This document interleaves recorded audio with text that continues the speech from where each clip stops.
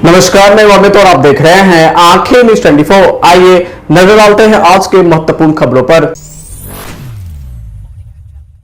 नमस्कार, मैं अमित और आप देख रहे हैं आंखें न्यूज 24। प्रधानमंत्री नरेंद्र मोदी के भागलपुर दौरे को लेकर विपक्ष के बयान पर पलटवार करते हुए केंद्रीय मंत्री शिवराज सिंह चौहान ने कहा कि प्रधानमंत्री जी के कार्यक्रम के कारण जो वातावरण बिहार में बन रहा है उसको देखते हुए विपक्ष पूरी तरह से हताश और निराश है, इसलिए लोग इस तरह की झूठी बातें करते हैं। आइए आपको सुनवाते हैं और क्या कुछ कह रहे हैं शिवराज सिंह चौहान। तो कार्यक्रम प्रधानमंत्री आए थे, कई सारी घोषणाएं की।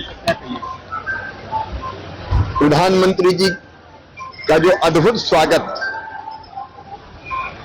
आज भागलपुर की धरती पर अन्य देश में हुआ है वो अभूतपूर्व है। जैसा उत्साह मैंने देखा वो अद्भुत था, आनंद की लहर थी, उत्साह का माहौल था और उत्सव का वातावरण था। वैसे में प्रधानमंत्री जी ने देश के किसानों की बात तो की ही, लेकिन बिहार को सेंट्रल यूनिवर्सिटी सहित अनेक सौगातें दी है और प्रधानमंत्री जी के नेतृत्व में डबल इंजन की सरकार विकास की नई ऊंचाइयां बिहार छुएगा, ये पूरा विश्वास। और मैं तो कृषि विभाग के कार्यक्रम में आए थे, प्रधानमंत्री जी को भी धन्यवाद, मंगल जी को विशेष रूप से धन्यवाद, हमारे बिहार के कृषि मंत्री जी को और जनता जनार्दन को मैं प्रणाम करता हूं जिन्होंने इतना प्यार और आशीर्वाद दिया।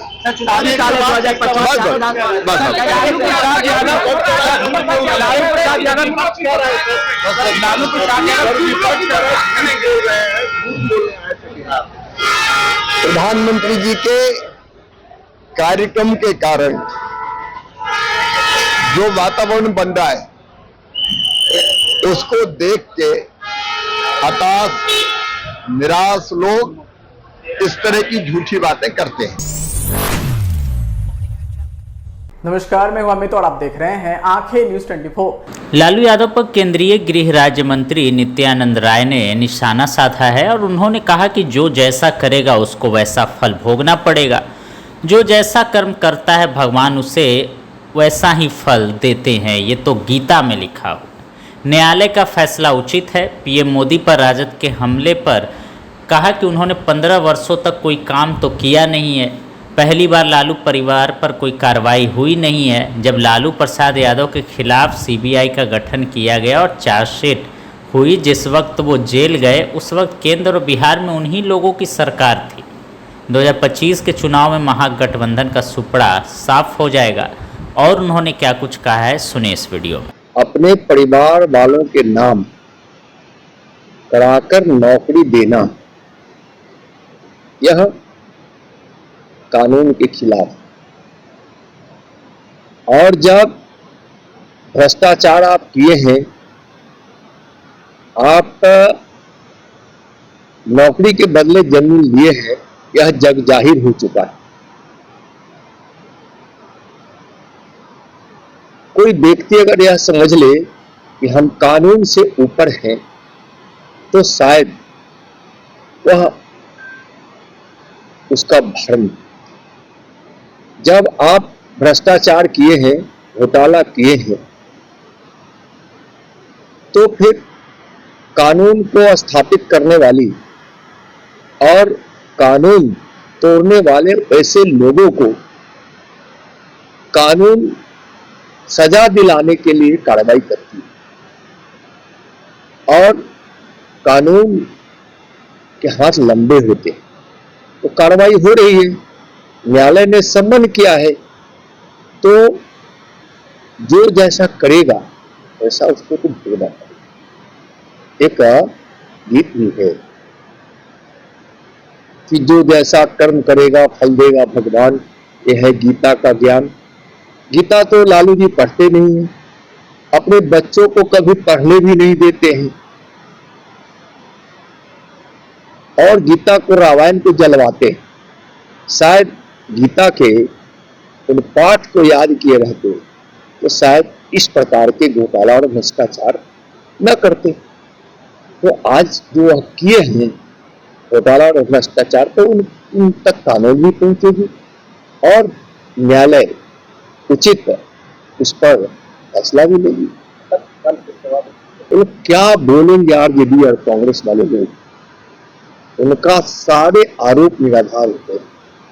15 वर्षों के उस जंगल राज में और अपराधियों के उस साम्राज्य में जो आरजेडी और लालू जी के जमाने में स्थापित हुआ था, उसके भय से लोग यहाँ पलायन भी किए और कोई भी उद्योग लगाने के लिए यहाँ तैयार नहीं हुआ। धीरे धीरे वह वातावरण ठीक हुआ है। माननीय प्रधानमंत्री जी पर भरोसा करके, मुख्यमंत्री जी पर भरोसा करके, और आज उद्योग लगाने के लिए बिहार में माहौल बना है और लोग आ भी रहे।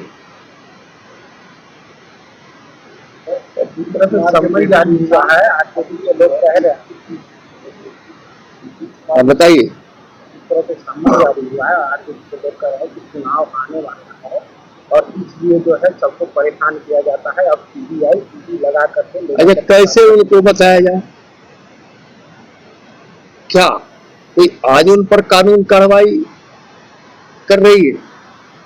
यहाँ चारा घोटाले पे भी उन पर कार्रवाई हुई। बहुत ऐसे घोटाले हुए थे। बिहार तो घोटालों के लिए बदनाम राज रहा है उस लालू जी के 15 वर्षों के शासन काल में, और आज लालू जी के ही पथ पर, यानी कि भ्रष्टाचार का चादर ओढ़कर लगातार गरीबों के खून पसीने की कमाई को लूटने के लिए तत्पर तेजस्वी जी भी उनका अनुसरण कर रहे।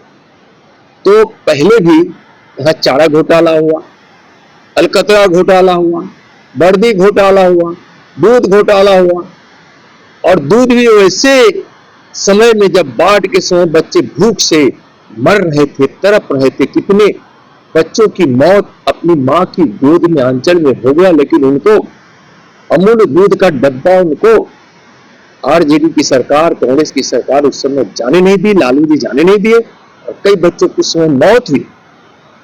तो इस प्रकार घोटाला होते रहते उनके शासनकाल में। तो वह अपेक्षा करते हैं कि हम कानून से बड़े हैं, यह तो नहीं हो सकता, और तो इन पर आज कार्रवाई हो रही है, ऐसा नहीं है।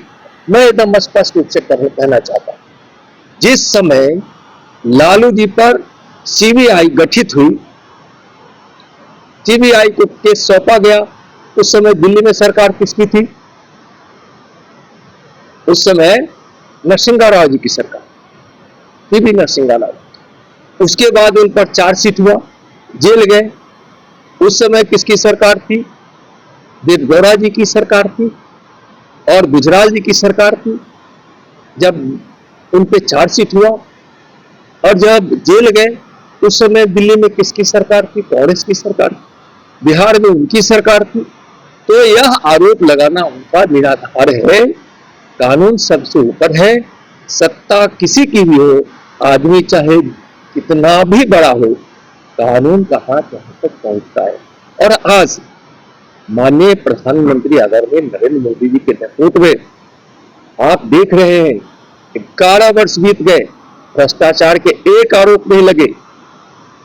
कोई भी ऐसी एजेंसी जो कानून को स्थापित करने के लिए और अपराध करने वाले घोटाला बाजों के विरोध अगर कोई कार्रवाई की जाती है, उसका हाथ वहां तक पहुंचता है, चाहे वह कोई भी हो। आज केंद्र की सरकार में हस्तक्षेप नहीं करती, इसलिए कि कानून अपना काम करती ही है और कानून अपना काम करती ही रहेगी। नमस्कार, मैं हूं अमित और आप देख रहे हैं आंखें न्यूज 24। प्रधानमंत्री के बिहार आगमन को लेकर विपक्ष के बयान पर पूर्व केंद्रीय मंत्री शाहनवाज हुसैन ने कहा, प्रधानमंत्री जी ने दिल खोलकर बिहार को दिया है। प्रधानमंत्री ने और लाडले मुख्यमंत्री ने कल जो सभा की है उसको विपक्ष को मिर्ची लग रही है। जो लोग अच्छी तरह से जान रहे हैं कि प्रधानमंत्री जी ने विक्रमशिला यूनिवर्सिटी दी, प्रधानमंत्री ने वहाँ एक बड़ा बजट में अनाउंस किया था, बिजली घर दिया है, रोड के काम हो रहे हैं, केंद्र सरकार के कोटे से बिहार का काम चल रहा है, और वह होता रहेगा। राष्ट्रपति आज पटना आ रही हैं, इस पर शाहनवाज ने कहा कि बिहार को कितना महत्व मिल रहा है देख सकते हैं। और उन्होंने क्या कुछ कहा, सुनिए इस वीडियो में। प्रधानमंत्री जी ने दिल खोलकर बिहार को दिया है। प्रधानमंत्री जी ने और लाडले मुख्यमंत्री जी ने कल जो सभा की है उसको विपक्ष को बड़ी मिर्ची लग रही है।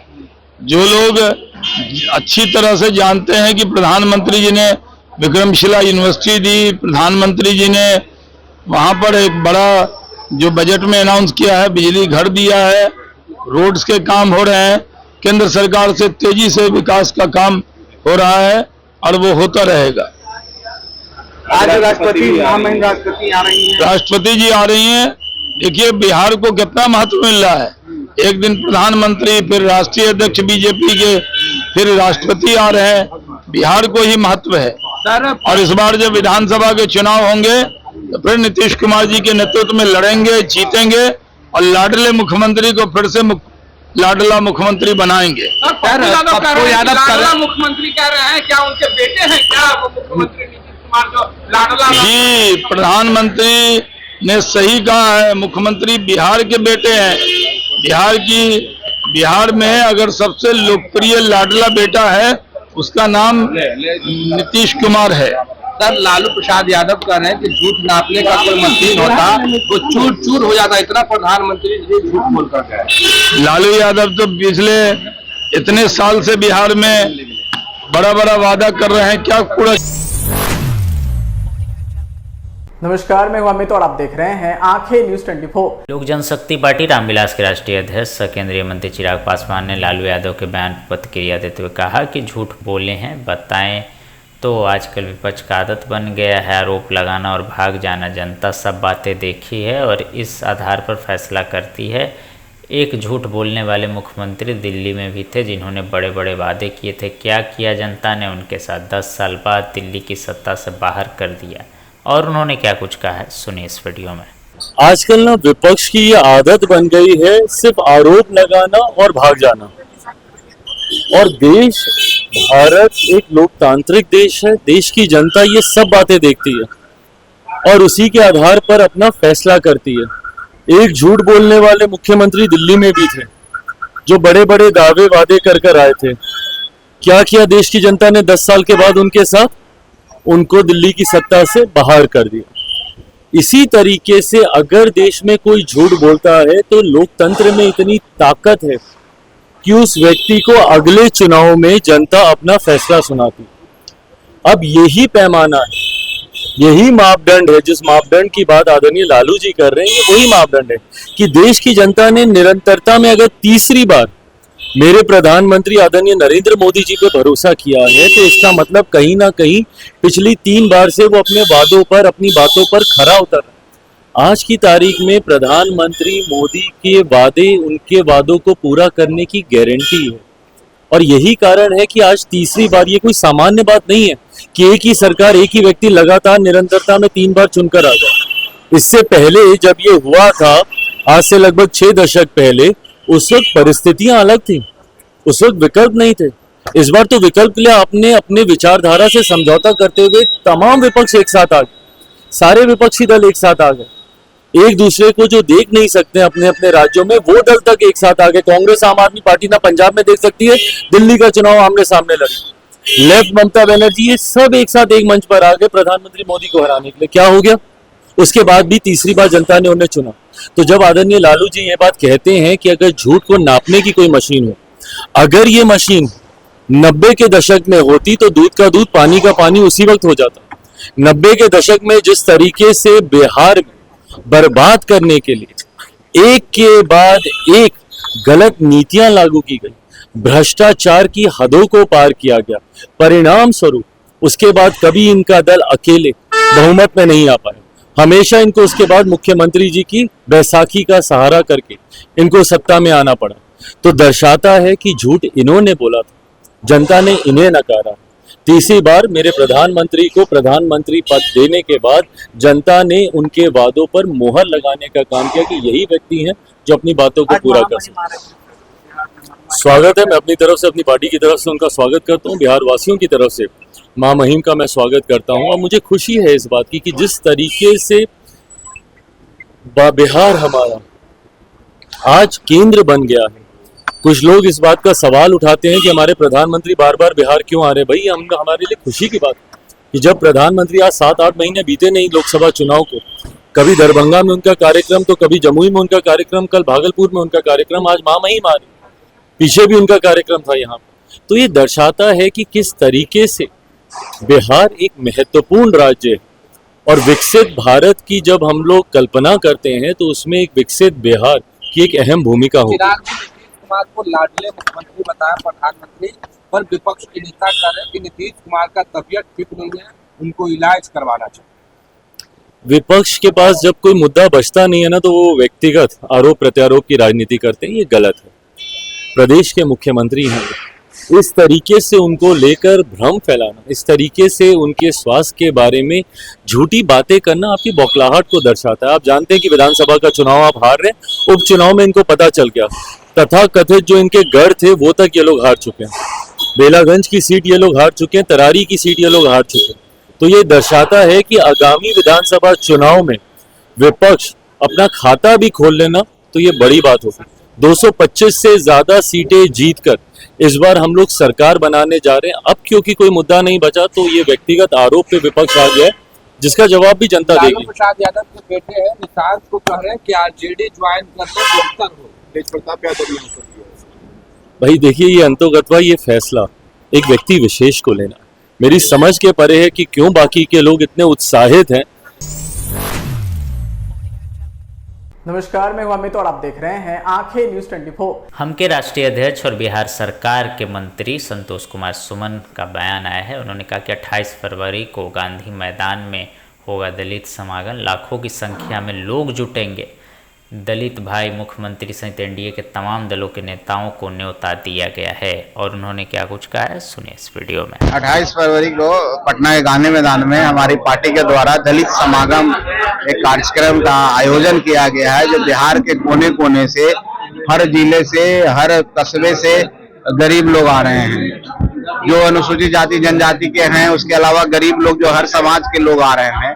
और कमोबेश सबकी समस्या एक जैसी होती है, लेकिन हमने नाम दिया है कि वो ज्यादा इसको उन लोगों को आकर्षित करेगा जो सबसे ज्यादा गरीब हैं, और वो आ करके अपनी बातों को रखेंगे, उनकी बातों को हम सुनेंगे और एक तरह से एकता का भी परिचय होगा।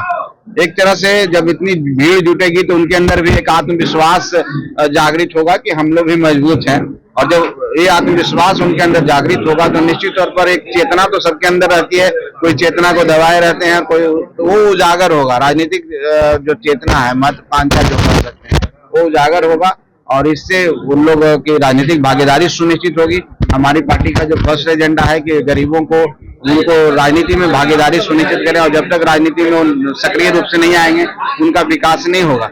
ये बाबा साहब अम्बेडकर भी कह चुके हैं और उसी के तर्ज पर हम लोग ये काम कर रहे हैं, ताकि ज्यादा से ज्यादा संख्या में जुटें और बड़े बड़े नेताओं का भाषण सुन के लाभ उठाएं। अपनी बात भी, उनकी बात भी हम लोग सुनेंगे। कुछ हम लोग ऐसा भी कर रहे हैं जो समाज में कुछ ऐसे लोग हैं, हमारे बच्चे जो बड़े प्लेटफॉर्म पर नहीं आ पाते हैं, जैसे मान लेते हैं उनके अंदर कला है, सांस्कृतिक रूप से कला है, चाहे भाषण देने की बात है, चाहे पढ़े लिखे, चाहे ऐसे लोगों को भी हम लोग कुछ करेंगे ताकि वो चीज बड़े कैनवास पर आ सके, बड़े प्लेटफॉर्म पर आ सके, उनको भी एक्सपोजर मिल सके। तो ये कार्यक्रम प्योर सोशल भी है और पॉलिटिकल भी है और एक तरह से इंफॉर्मेटिव भी है।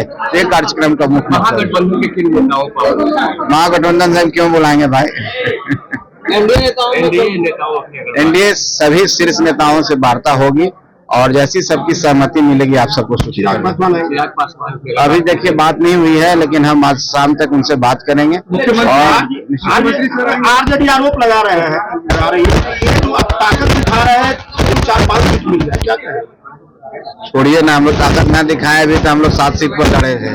अब ताकत दिखाएंगे तो नीचे जाएंगे कि और ज्यादा जाएंगे। अब आरजेडी को बोलने दीजिए, बोलने से क्या मतलब है? कहीं शक्ति प्रदर्शन कर रहे हैं। अब आरजेडी के उसके नेता घूम रहे हैं, माननीय तेजस्वी यादव जी तो क्या शक्ति प्रदर्शन कर रहे हैं। सबको अपना अधिकार है लोकतंत्र में अपने अपने तरीके से जनता से संवाद स्थापित करना, हम भी अपने तरीके से कर रहे हैं, हम तो किसी को रोक नहीं रहे हैं। पता नहीं क्यों इस तरह का बयान दे रहे हैं, मेरी समझ से बाहर। क्यों उम्मीद क्या कर रहे हैं, कैसी भीड़ रहेगी? देखिए, हम लोग ने जो तैयारी की है और जो हमारे कार्यकर्ताओं ने तैयारी कर रखी है और जिस तरह का फीडबैक हम लोग को प्राप्त हो रहा है सभी जिलों से, हम समझते हैं कि लाख से ऊपर की भीड़ हमारे गांधी मैदान में आएगी। अच्छा, लेकिन विपक्ष कह रही है नीतीश कुमार को लाडला मुख्यमंत्री नरेंद्र मोदी ने बोला, इस पे कहा है कि मुख्यमंत्री लाडला तो बोल रहे लेकिन बीजेपी बोलेंगे और आने वाले समय में भाजपा अपना चेहरा लेके आएगी मुख्यमंत्री। अब देखिए, माननीय प्रधानमंत्री जी ने स्पष्ट संदेश दिया है पूरे राज्य को कि वो बिहार से कितना प्रेम करते हैं। वो माननीय नीतीश जी एक व्यक्ति नहीं है, आप लोग उनको व्यक्ति के रूप में नहीं ले, एक बिहार को रिप्रेजेंट करते हैं। हमारे माननीय मुख्यमंत्री हैं और जब माननीय मुख्यमंत्री हैं तो पूरे बिहार को रिप्रेजेंट करते हैं। अगर आप भी अपने दुकान, प्रतिष्ठान, school, college, coaching centre, restaurant, cafe का विज्ञापन देना चाहते हैं, वो भी किफायती दर पर, तो आंखें न्यूज़ 24 लेकर आया है आपके लिए एक सुनहरा मौका। आंखें न्यूज़ 24 न्यूज़ पोर्टल की दुनिया में बिहार का सबसे उभरता हुआ चैनल, जहां बिहार झारखंड से जुड़े तमाम बड़ी खबरें देखने को मिलती है। तो देर किस बात की, आज भी जुड़े आंखें न्यूज़ 24 के साथ। संपर्क करें हमारे व्हाट्सएप नंबर 8935876430 पर। क्या आप पत्रकारिता के क्षेत्र में अपना कैरियर बनाना चाहते हैं? तो आज ही royal Ashoka institute of mass communication and journalism में अपनी जगह सुनिश्चित करें। आर्यभट्ट ज्ञान विश्वविद्यालय पटना से मान्यता प्राप्त 100% प्लेसमेंट के साथ royal Ashoka institute of mass communication and journalism नामांकन जारी है। हमारा पता है DS/16 गायत्री मंदिर के समीप, कंकड़ बाग, पटना 8,20,000। आप हमें संपर्क भी कर सकते हैं। हमारा मोबाइल नंबर है 9955456126।